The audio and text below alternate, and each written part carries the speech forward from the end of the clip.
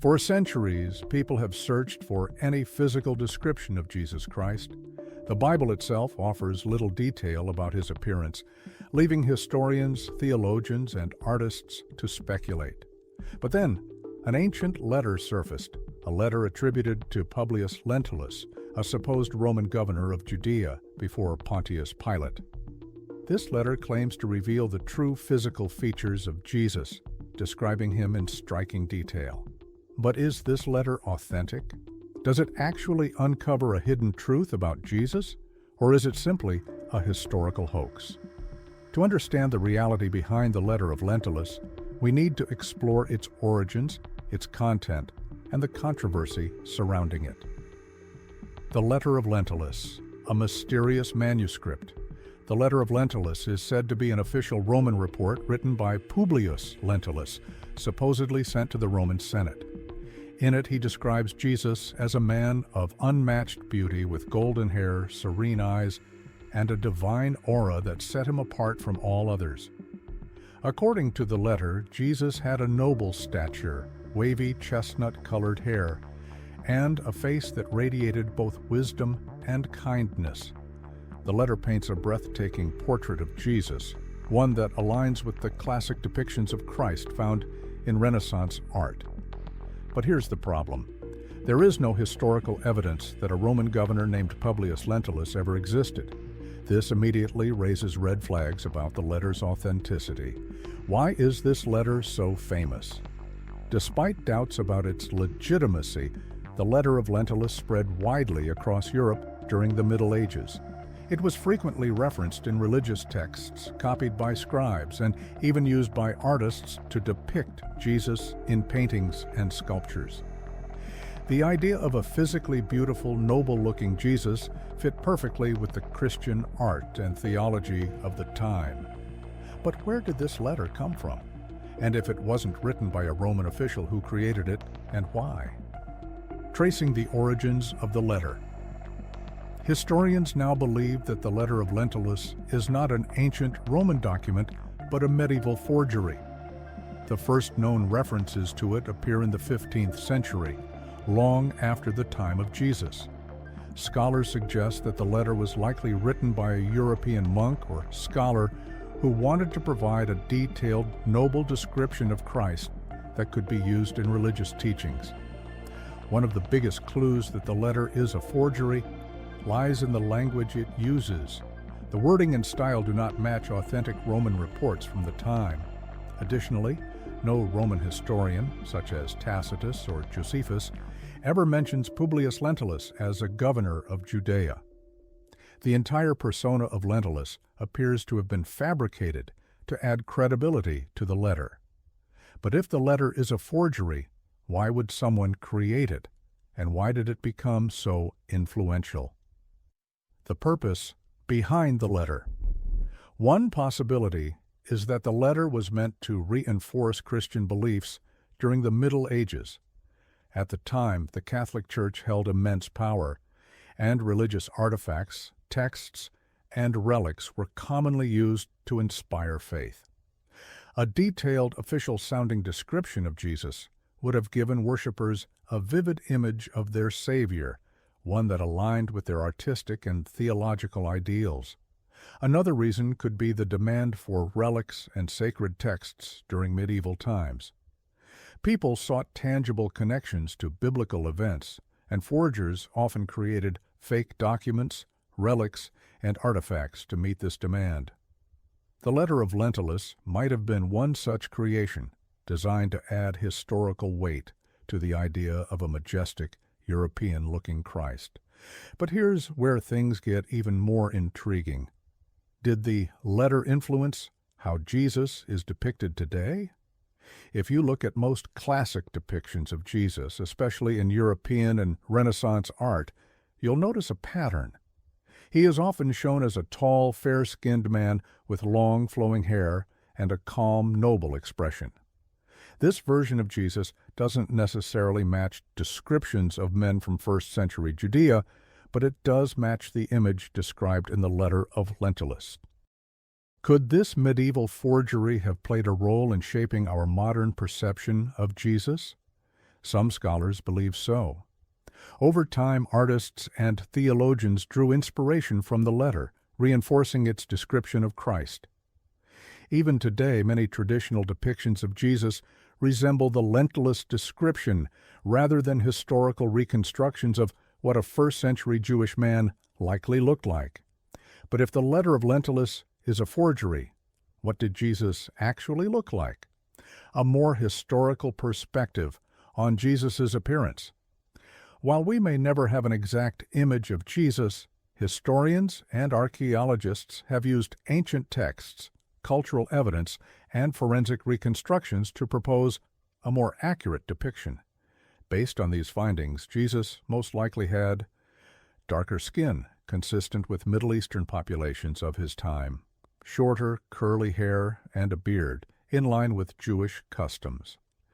Average height for a first-century Judean man, likely around 165 centimeters. A rugged appearance, due to his life as a carpenter and traveling preacher. This portrayal is vastly different from the noble European-style Jesus in the letter of Lentulus. Why people still believe in the letter of Lentulus. Despite the overwhelming evidence that it's a forgery, the letter of Lentulus still fascinates people today. It continues to circulate in religious discussions, books, and online forums. Some believe it holds hidden truths, while others see it as an example of how history can be rewritten to fit religious and artistic ideals. The story of this letter serves as a powerful reminder of how historical myths can shape our understanding of the past. While the real Jesus may never be fully known in appearance, separating fact from fiction helps us get closer to the truth. So, the next time you see a classic painting of Jesus with golden hair, blue eyes, and a peaceful gaze, remember, it may not be based on history, but rather on a letter that was never meant to exist in the first place. How the letter spread and gained influence. If the letter of Lentulus was a medieval forgery, how did it become so widely accepted? The answer lies in how information was controlled and shared during the Middle Ages. At that time, the Catholic Church held immense influence over historical narratives, and written texts were considered authoritative, especially if they appeared to come from ancient sources.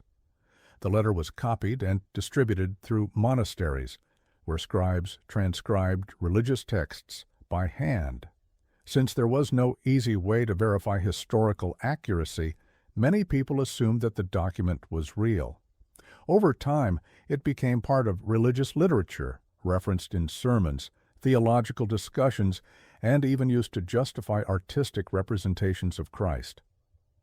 One of the most significant periods for the spread of the letter was during the Renaissance, when European artists like Leonardo da Vinci and Michelangelo sought inspiration for their religious paintings. The noble and serene image of Jesus, described in the letter, fit perfectly with their vision of divinity, leading to the iconic depictions of Christ that are still recognized today. How do we know the letter is a fake? Several key facts expose the letter as a later creation rather than an authentic historical document. No record of Publius Lentulus. There is no historical evidence that a Roman governor named Publius Lentulus ever existed in Judea. If he had, he would likely be mentioned in Roman records, yet he appears nowhere in Roman or Jewish historical accounts. Anachronistic language. The style and structure of the letter do not match the formal reports written by Roman officials during the 1st century. Scholars have noted that the Latin used in the letter contains medieval phrasing, making it unlikely that it was written in antiquity. Lack of early references. The earliest known copies of the letter only appear in the 15th century, meaning it was unknown for over 1,400 years after Jesus' lifetime.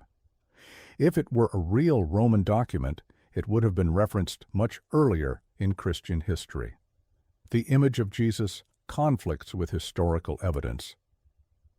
The description in the letter aligns more with medieval European ideals than with what a Jewish man from first-century Judea would have looked like. This raises suspicions that the letter was crafted to reinforce pre-existing religious imagery rather than to provide an accurate historical account. The role of forged religious documents in history. The letter of Lentulus is just one example of many religious forgeries that emerged throughout history. In the Middle Ages, fake relics, false gospels, and fabricated letters were not uncommon. Many were created with good intentions, to inspire faith, to give people a tangible connection to biblical figures, or to strengthen religious teachings. For example, other famous religious forgeries include the donation of Constantine, a document supposedly granting political power to the Pope, later exposed as a medieval fabrication. The Gospel of Barnabas, a text that contradicts canonical Christian teachings and is believed to be a later creation. The Secret Gospel of Mark, a controversial text that some claim was forged to support specific theological arguments.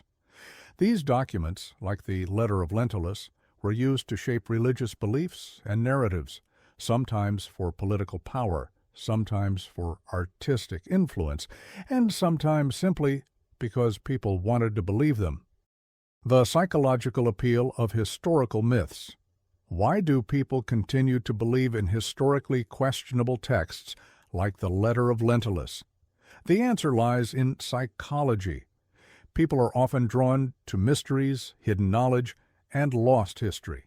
The idea that a secret Roman letter describing Jesus might exist is exciting, and it plays into the natural human desire to fill in the gaps of history. Additionally, confirmation bias plays a role. If someone has always imagined Jesus as looking like the classic Renaissance paintings, they are more likely to accept the letter as real, even when presented with historical evidence to the contrary. What if the letter were real? Let's imagine for a moment that the letter of Lentulus were real. What would that mean?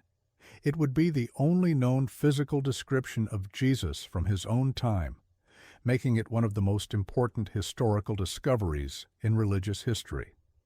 It would provide insight into how Jesus was perceived by the Romans, potentially confirming aspects of his presence, his influence, and even his divinity.